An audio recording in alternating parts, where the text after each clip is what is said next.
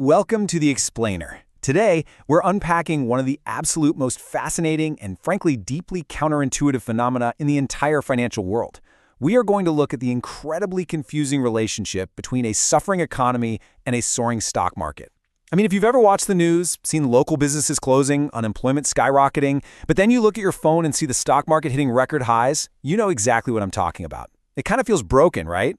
Well, today we are going to visually deconstruct exactly why this happens and how truly understanding it can completely change the way you view investing. First up, the 2020 market paradox, and man, it was a severe disconnect. Okay, let's dive into this by setting the scene a bit. Rewind to April 2020. The world was in full lockdown, and the economy was just literally in freefall. Entire industries were forced to shut down by government decree. Airlines were completely grounded, restaurants were dark, hotels were totally empty. Global GDP was shrinking at a pace we simply hadn't seen since World War II. And in the US, unemployment hit a staggering 14.7%. Just to put that into perspective, that wasn't just a rough month. That was the absolute highest rate recorded since the Great Depression. Millions of people were losing their livelihoods in real time, and the economic engine had basically been thrown into reverse. The fear was incredibly palpable, and the data was just terrifying. But then, here is the absolute paradox. Between late March and the end of August 2020, while all of that unprecedented economic devastation was actively unfolding around us, the S&P 500 didn't just creep up. It didn't just casually stabilize. It rallied more than 50%. If you were trying to watch the economic news and the stock market ticker at the exact same time, you would have been entirely forgiven for thinking you were losing your mind. The real-world devastation simply did not match the booming financial market. It makes absolutely zero intuitive sense. So we really got to ask the core question that's just staring us right in the face. How can stocks go up when the economy collapses? How can investors be popping champagne while Main Street is in a full-blown crisis? Well, I promise you, this isn't some shady market manipulation, and it's not a glitch in the matrix. The real answer reveals a fundamental, massive misunderstanding about how markets actually work. Moving on to Section 2.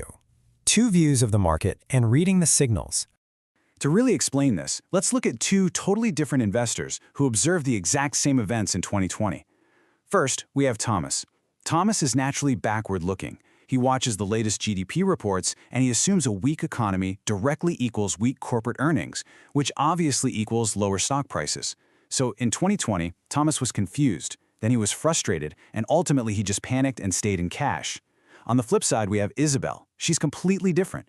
Isabel embodies the mindset of a trusted professional. Picture a sharp, elegant Asian businesswoman in a modern corporate setup, surrounded by financial charts, just radiating this aura of trust, prosperity, and financial freedom. Instead of reacting to today's stressful news, she remains calm, she's forward-looking, and she relies on historical patterns to build lasting wealth. She instantly recognized these exact same patterns from the crashes in 1982 and 1982. She was confidently reading the market while Thomas was anxiously reading the news. Which brings us to Section 3, the future pricing machine, where forecasts lead reality. So, the crucial point is this. If we want to invest like Isabel, we need to completely break our existing mental model. We naturally think of the stock market as this real-time scoreboard for the economy. We assume it measures how things are going right now, today, but it doesn't.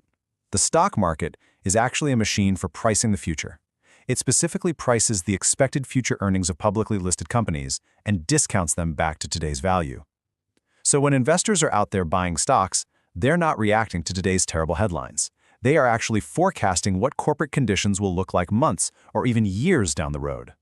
And because it's a forecast, the market practically always leads reality. Look at how this timeline plays out based on incredible research from the National Bureau's Economic Research. They analyzed U.S. market cycles all the way back to 1945, and they found that the stock market typically bottoms out an average of 4 to 6 months before the actual economy stops deteriorating. By the time unemployment is hitting its absolute worst, the stock market has actually already turned around and started climbing. All right, let's smoothly transition into Section 4 to systematically deconstruct the four mechanisms driving this disconnect. And this brilliantly illustrates our first mechanism. The market prices expectations, not current reality. This data from Goldman Sachs tracks every single U.S. recession since 1945. Notice that first bar right there. Equity markets begin recovering, on average, a full 5 months before GDP finally returns to growth. The market wasn't just ignoring the recession. It was actively pricing in the end of the recession way before the end had actually arrived. Now, mechanism 2 is where things get really fascinating, and it involves a financial term called the discount rate. Basically, this is the interest rate used to determine the present value of expected future cash flows. When an economy crashes, central banks almost always step in and dramatically cut interest rates. And when they do that, it directly, mathematically changes how stocks are valued. Let's actually walk through this simple math together, because honestly, this is a huge aha moment. Imagine you're owed $100 exactly 1 year from now. If interest rates are high, let's say 10%, that future $100 is really only worth about $91 today. But if a central bank suddenly slashes interest rates to 1% to try and save the economy, that exact same future $100 is suddenly worth $99 today.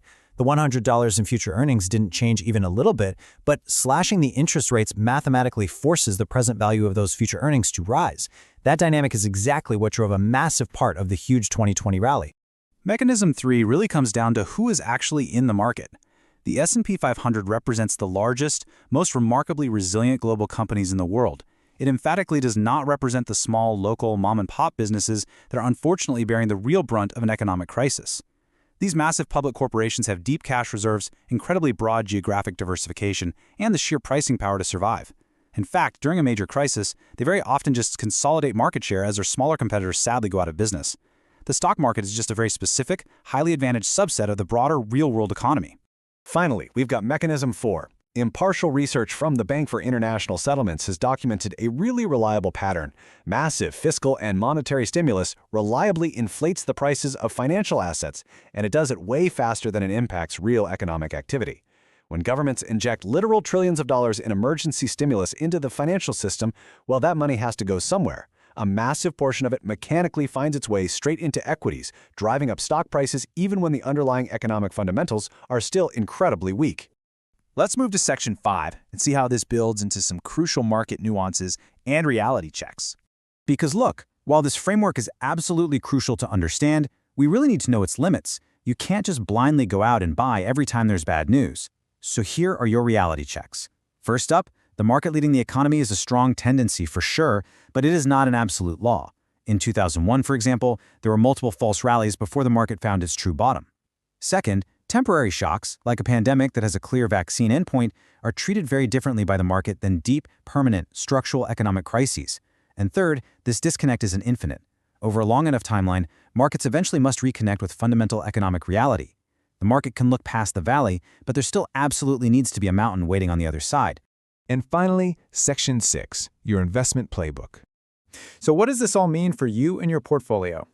Let's enthusiastically adopt that wealthy, confident mindset of our pro-investor Isabel. Here are 3 actionable steps. Step 1. Stop trying to time your investments using past economic news. Navigating your portfolio by stressing over yesterday's GDP reports is exactly like driving down the highway while staring exclusively in your rearview mirror. It basically guarantees a crash. Step 2. When the economic news feels absolutely terrifying, step back, take a breath, and ask yourself what is already priced in. The market has very likely already absorbed that fear. And step 3. Monitor interest rate policies closely.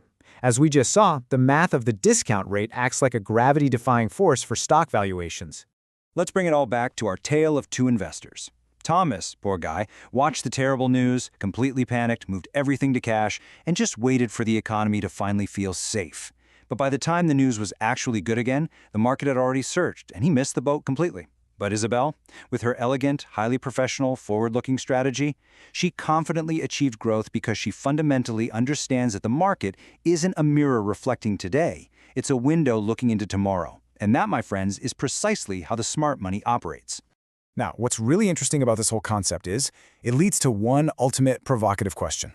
If we know for a fact that the market always prices the future, and we know it leads the real economy by months, can you reverse engineer this?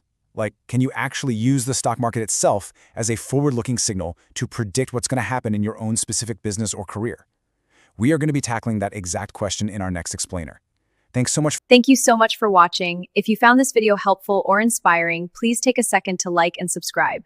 Your support helps us create more content that informs, inspires, and entertains. We truly appreciate you, and we can't wait to see you in the next video.